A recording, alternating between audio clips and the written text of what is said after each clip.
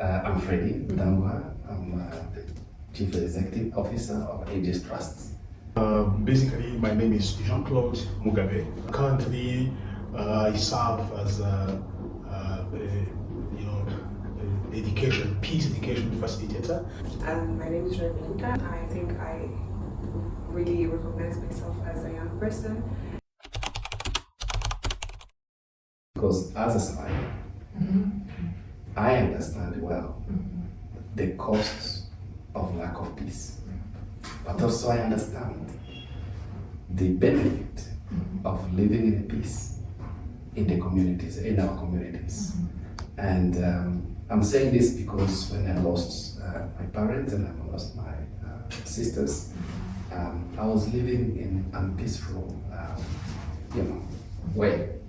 Family together with other Tutsis been hated, we've been discriminated, we've been called all the names like cockroaches, like snakes, we've been dehumanized.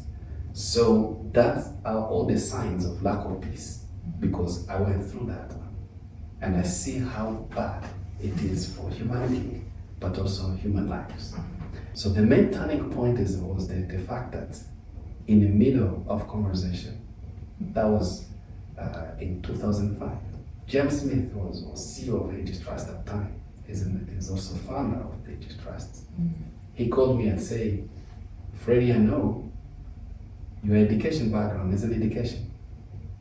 Can you create a curriculum that can help to prevent genocide? That's actually the main turning point. And thinking about, I work for the memorial. Why should I have the responsibility of teaching for peace? So I realized that time I need to create a curriculum not only that honor the victims, that honor the memory of the genocide, but also how do we learn from the past, the mistakes of the past, in order to build the future.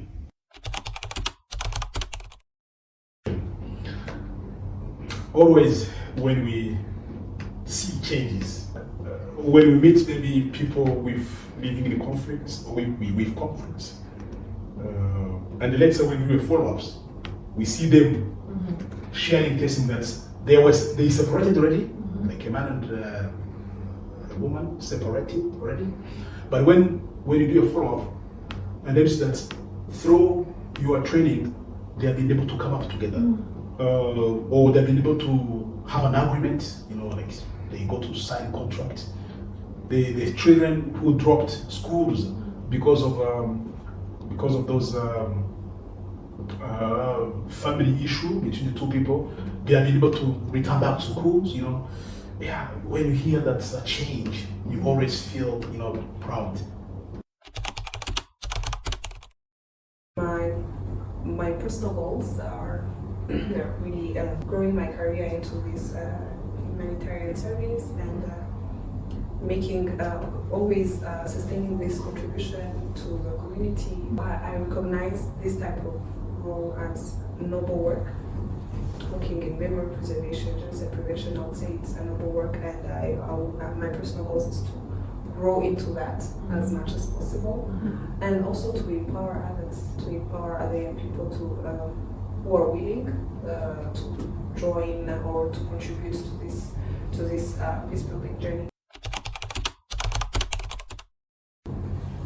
A lot can contribute to peace, but I would say the most important thing that can contribute to peace is personal healing. People of the world, or most especially Rwandans, we have some things we struggle with that are probably most of the times related to our history of the genocide. We've gone through a lot, and taking a step to heal your wounds, to amend your heart, is something that can really change not only yourself but also your surrounding, because peace starts from within.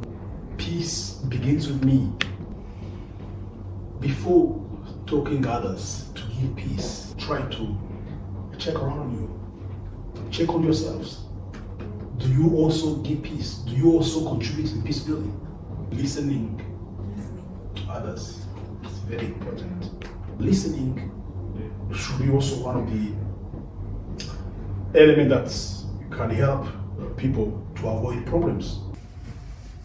The smallest action you can make, it's much more to understand who you are and look at you look at yourself in the mirror and say, I'm a human being. And you look at your neighbor or people you live together and say, oh, they're human beings like me. So understanding of self, it's very, very important so that you can understand others. The peace is not something you search in business. Love yourself and love others.